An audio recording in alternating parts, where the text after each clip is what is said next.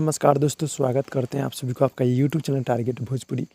जी बता दें कि भोजपुरी की हिट मशीन खेसारी जी का बहुत ही हाई लेवल का गीत आ रहा है। जी हाँ दोस्तों, जो कि गाना बहुत ही हाई लेवल, बहुत ही बवाल का होने वाला है। जी हाँ दोस्तों, तो इस वीडियो में बात करने वाले हैं, तो फटाफट वीडियो कर दीजिएगा लाइक और चैनल कर दीजिएगा सब्सक्राइब। जी हाँ दोस्तों, गाने को बोले महादेव आंगना। जी हाँ दोस्तों, महादेव आंगना गाने का बोले, जो कि गाना बहुत ही हाई लेवल का है, जो कि आप सबके बीच यानी कि 17 तारीख यानी कल सुबह भोरे 6 बजे देखने को मिलेगा खेसारी म्यूजिक वर्ल्ड से। जी हाँ दोस्तों, जो कि गाना बहुत ही हाई लेवल, बहुत ही बवाल का है, जो कि गाना कल सुबह खेसारी म्यूजिक वर्ल्ड से सुबह 6 बजे देखने को मिलेगा। जी हाँ दोस्तों, गीत गाए खेसारी लाल यादव जी, जो कि ये छठ गीत है। जी हाँ दोस्तों, और बहुत ही हाई लेवल का है, पारिवारिक गाना है, जो कि गाना कल सुबह भोरे सुबह 6 बजे देखने को मिलेगा खेसारी म्यूजिक वर्ल्ड से।